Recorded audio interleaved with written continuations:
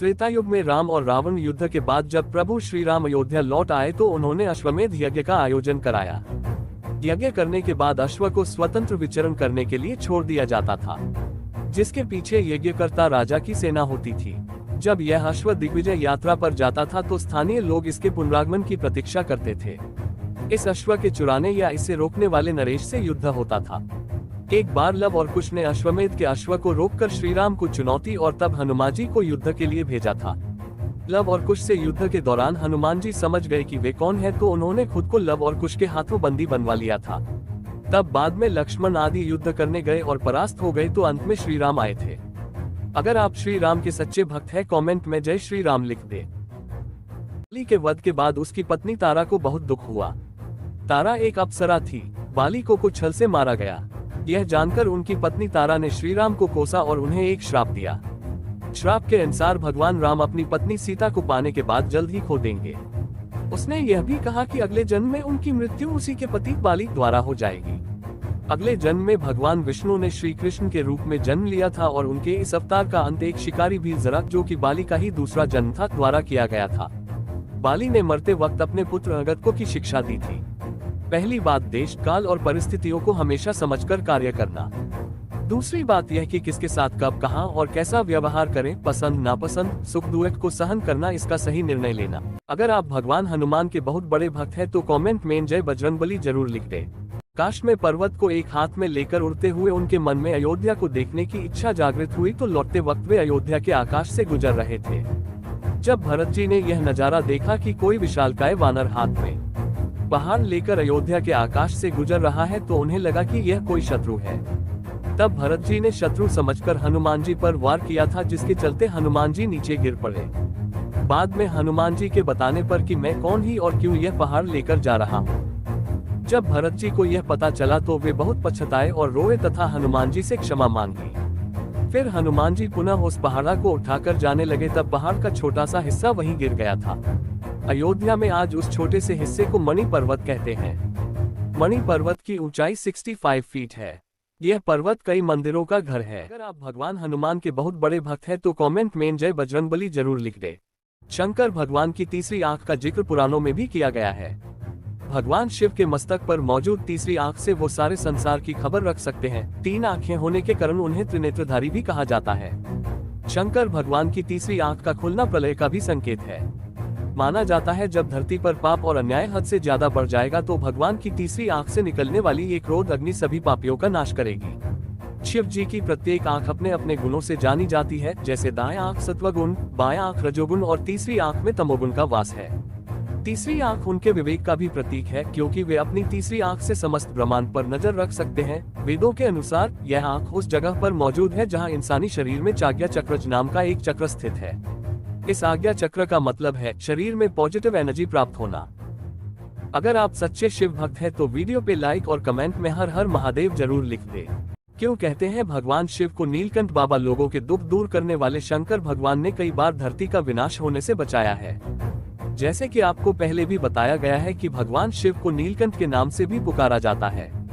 पौराणिक कथा के अनुसार देवता और राक्षस अमृत की खोज में निकल पड़े और इसके लिए उन्हें समुद्र मंथन करना था।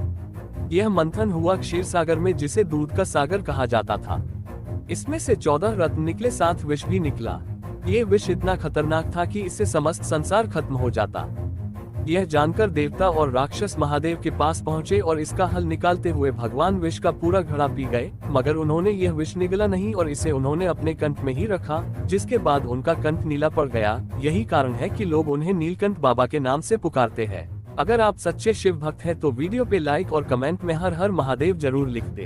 गंगा माँ को शास्त्रों में देवी कहा गया है। भागीरथ नाम के एक प्रतापी राजा थे और वो चाहते थे कि उनके पूर्वजों को जीवन मरण के दोष से मुक्त कर दे और इसके लिए माँ गंगा पर धरती को आना होगा। उन्होंने अपनी इस इच्छा को पूरा करने के लिए माँ गंगा की तपस्या की और वो उनकी तपस्या से प्रसन्न भी हो गई थी, लेकिन उन्होंने बताया कि यदि वो स्वर्ग से पृथ्वी पर आएंगी तो पृथ्वी उनके प्रवाह को बर्दाश्त नहीं कर पाएगी। फिर उन्होंने भागीरथ शिव की तपस्या की और उन्हें प्रसन्न भी कर लिया। भागीरथ ने भगवान से मां गंगा के पृथ्वी पर आने की इच्छा जताई और अपने मन की सारी बात उनके सामने व्यक्त की। फिर क्या था, सबके दुखों को दूर करने वाले शंकर भगवान भागीरथ की इच्छा को कैसे न पूरा करते। जैसे ही मां गंगा पृथ्वी पर आने लगी, प्रभु ने उन्हें अपनी जटाओं में धर लिया और फिर उनकी जटाओं से गंगा मैया 7 धाराओं में प्रवाहित हो गई। अगर आप सच्चे शिव भक्त हैं तो वीडियो पे लाइक और कमेंट में हर हर महादेव जरूर लिख दे। क्यों रहता है शिव जी के सिर पर विराजमान आधा चांद? तो हुआ कुछ ऐसा कि चंद्र जो खुद बेहद खूबसूरत थे, उनका विवाह दक्ष प्रजापति की 27 नक्षत्र कन्याओं के साथ हुआ। चंद्र का स्नेह रोहिणी के प्रति ज्यादा था। इस बात प्रजापति के अन्य कन्याओं से सहन नहीं होती थी। वे सभी अपना दुख अपने पिता को बताने लगी। क्रोधी स्वभाव के प्रजापति ये सुनकर गुस्से में आ गए और उन्होंने चंद्र को यह श्राप दे दिया कि वो क्षय रोग से ग्रस्त हो जाए। इस प्रकार चंद्र क्षय रोग से ग्रसित होने लगे। चंद्र का यह हाल देखकर नारद जी उन्हें भगवान शिव की आराधना करने के लिए कहा। उनकी आराधना को देखकर शिव जी ने उन्हें दोबारा जीवन प्रदान करते हुए उन्हें अपने मस्तक पर विराजमान कर लिया। इस प्रकार चंद्र धीरे धीरे ठीक होने लगे और पूर्णमासी के दिन पूर्ण चंद्र में प्रकट हुए। ऐसे ही भगवान शिव अपने उपासक को कभी खाली हाथ नहीं जाने देते। अगर आप सच्चे शिव भक्त हैं तो वीडियो पे लाइक और कमेंट में हर हर महादेव जरूर लिख दे। रावण ने एक बार देवी सीता को डराकर उनसे विवाह करने के लिए दबाव बनाना चाहा। देवी सीता ने उस समय एक तिनके को उखाड़कर रावण को चुनौती दी कि अगर तुमने अपनी मर्यादा पार करने की कोशिश भी की तो यह तिनका इसी क्षण तुम्हारा अंत कर देगा। देवी सीता की इन बातों से रावण घबरा गया और तुरंत अपने महल में लौट गया। रावण ने लंका को अभेद्य बना रखा था। उसे यह भ्रम था कि कोई भी व्यक्ति सागर पार करके लंका नहीं आ सकता। लेकिन भगवान राम ने महज 5 दिन में सागर पर सेतु बनाकर वानर सेना सहित लंका में आ डटे और रावण का वध करके हमेशा के लिए रावण का अहंकार दूर कर दिया। अगर आप श्री राम के सच्चे भक्त हैं, कमेंट में जय श्री राम लिख दे। रावण ने अपनी पत्नी की बड़ी बहन माया पर भी वासनायुक्त नजर रखी थी। इसके अलावा रावण ने विष्णु भक्त तपस्विनी वेदवती का शील भंग करने का प्रयास किया था, जिसके चलते उन्होंने अपनी देह त्याग दी और रावण को शाप दिया कि एक स्त्री के कारण ही तेरी मृत्यु होगी। मान्यता अनुसार उसी युवती ने सीता के रूप में जन्म लिया था। रावण और रंभा। वाल्मीकि रामायण के अनुसार विश्व विजय करने के लिए जब रावण स्वर्ग लोक पहुंचा तो उसे वहां रंभा नाम की अप्सरा दिखाई दी। कामातुर होकर उसने रंभा को पकड़ लिया। तब अप्सरा रंभा ने कहा कि आप मुझे इस तरह से स्पर्श न करें, मैं आपके बड़े भाई कुबेर के बेटे नीलकुबेर के लिए आरक्षित हूँ, इसलिए मैं आपकी पुत्रवधू के समान हूँ। लेकिन रावण ने उसकी बात नहीं मानी और रंभा से दुराचार किया। यह बात जब नीलकुबेर को पता चली तो उसने रावण को शाप दिया कि आज के बाद रावण बिना किसी स्त्री की इच्छा के उसको स्पर्श नहीं कर पाएगा और यदि करेगा तो उसका मस्तक 100 टुकड़ों में बंट जाएगा। अगर आप श्री राम के सच्चे भक्त हैं, कमेंट में जय श्री राम लिख दे। हिरावन पाताल में स्थित रावण का मित्र था, जिसने युद्ध के दौरान रावण के कहने से आकाश मार्ग से राम के शिविर में उतरकर राम लक्ष्मण का अपहरण कर लिया था। जब हिरावन श्री राम और लक्ष्मण को देवी के समक्ष बलि चढ़ाने के लिए विभीषण के भेष में राम के शिविर में घुसकर अपनी माया के बल पर पाताल ले आया था, तब श्री राम और लक्ष्मण को मुक्त कराने के लिए हनुमान जी पाताल लोक पहुँचे और वहाँ उनकी भेंट उनके ही पुत्र मकरध्वज से हुई।